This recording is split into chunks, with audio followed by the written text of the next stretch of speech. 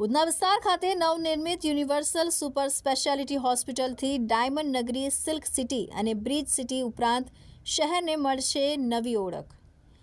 54 level 3નું વિશાળ ICU અને દક્ષિણ ગુજરાતની સૌપ્રથમ મલ્ટી ઓર્ગન ટ્રાન્સપ્લાન્ટ સેન્ટર સાથે અનેક અદ્યતન સુવિધાઓથી સંકળાયેલી હોસ્પિટલની સફળ પ્રી લોન્ચ પ્રેસ કોન્ફરન્સ યોજાઈ હતી।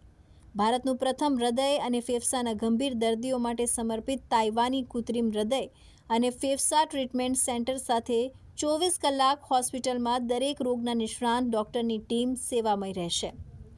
આ હોસ્પિટલમાં પ્રથમ ઇન્ટરવેન્શનલ પ્લોમોનોલોજી યુનિટ, બોન્કોકોસ્પા સેન્ટર, કાર્ડિયાક અંતર્ગત સૌ પ્રથમ યુએસની GIGS 320 ઓટોરાઇટ તેમજ હાર્ટ સર્જરી માટેની નવી હાર્ટ લંગ મશીન, દક્ષિણ ગુજરાતનું સૌપ્રથમ ક્વાટરનરી કેર હોસ્પિટલ અને અમેરિકા, જર્મન અને યુકેની એડવાન્સ રેડિયેશન ટેકનોલોજીના માધ્યમથી ન્યુરો સર્જરી સેન્ટર, મગજ અને કરોડરજ્જુની સર્જરી અને સારવાર માટેનું યુનિટ, ઇન્ફેક્શિયસ ડિસીઝની સુવિધાઓ ઉપરાંત 200 બેડની 200 ડૉક્ટરોના સહિયારા પ્રયાસોથી 2 લાખ સ્ક્વેર ફૂટ વિસ્તારમાં નિર્માણ થયેલી હોસ્પિટલ કે જે ફક્ત 24 મહિનાના અંતરાળમાં સંપૂર્ણ વિકસિત કરાઈ છે, જ્યાં આર્ટિફિશિયલ ઇન્ટેલિજન્સ ટેકનોલોજી અંતર્ગત કાર્ડિયાક કેથ લેબ, કેન્સરના નિદાનમાં ઓન્કો કેન્સરની સર્જરી સાથે હાયર એન્ડ રેડિયેશન સેન્ટર, મુખ્યત્વે ગર્ભસ્થ બાળકની ખોડ ખાપણની સમસ્યાને ઉગારતી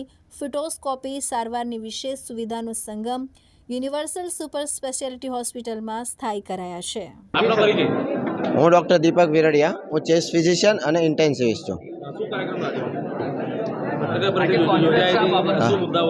મુદ્દાઓ ખાસ એવા છે કે ઘણીવાર જનરલ પબ્લિકને ખબર નથી હોતી કે આપણા સિટીમાં, આપણી નજીકમાં ઘણી વસ્તુ નવી થઈ રહી છે। તો આ પ્રેસ કોન્ફરન્સનો ઉદ્દેશ્ય એ જ હતો કે સુરતમાં એક હેલ્થમાં નવી હોસ્પિટલ આવી રહી છે અને એ એક લેન્ડમાર્ક થવા જઈ રહી છે। તો આપણે લોકોને સમજાવીએ, આવે અહીંયા, જોવે અને જાણે કે શું શું નવું હેલ્થ ઇન્ડસ્ટ્રીમાં આવેલું છે।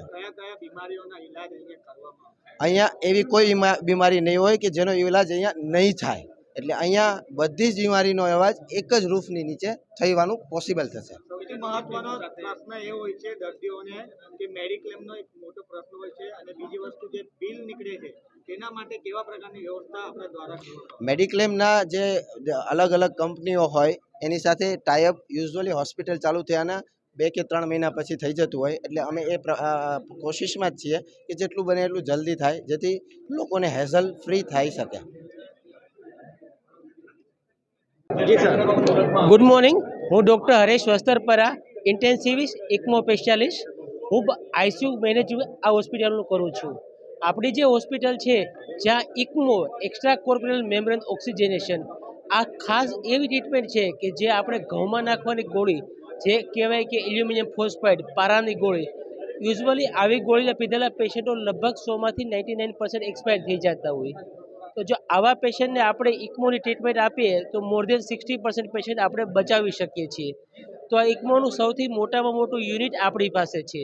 આપણી પાસે 5 ઇકમો મશીન છે, જેનાથી આપણે આવા બધા જ પેશન્ટને ટ્રીટ કરી શકશું।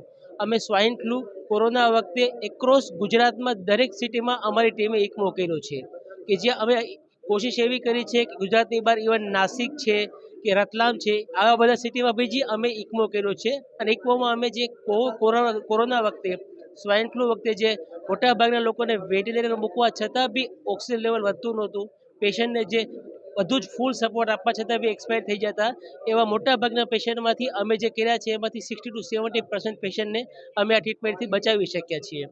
એટલે અમારી કોશિશ એ છે કે આ હોસ્પિટલમાં અમે એ ટ્રીટમેન્ટ આપીએ કે જે વેન્ટિલેટરથી આગળની ટ્રીટમેન્ટ, કે વેન્ટિલેટર તો બધી જ હોસ્પિટલમાં હોય જ છે, છતાં બી પેશન્ટ નથી બચતું, તેવા પેશન્ટને આપણે ઇકમો પર મૂકીને બચાવી શકીએ। કેટલા બેડની આ હોસ્પિટલ છે? મારી હોસ્પિટલ ટોટલ 200 બેડની હોસ્પિટલ છે। માં હાઈએસ્ટ બેડ 54 બેડ આઈસીયુ છે, બાકી twin sharing, triple sharing, special, deluxe shoot, અલગ અલગ કેટેગરી બાકીના અલગ બેડ છે, પ્લસ 8 બેડનું ડાયાલિસિસ, 8 બેડની ઇમરજન્સી, 6 બેડની રિકવરી, આ સાથે બધા જ એડવાન્સ ડિપાર્ટમેન્ટ છે મારી પાસે, microbiology, pathology, clinical department, research department, આ બધી જ ફેસિલિટી મારી પાસે અવેલેબલ છે। સામાન્ય વ્યક્તિઓ માટે જે સરકારની યોજના છે આયુષ્માન કાર્ડની યોજના, તે અહીંયા એક્સેપ્ટ કરવામાં આવશે ખરી? આયુષ્માન કાર્ડ યુઝ્યુઅલી હોસ્પિટલ ચાલુ થાય પછી અમે સરકારમાં અપીલ કરીએ પછી ચાલુ થતી હોય છે.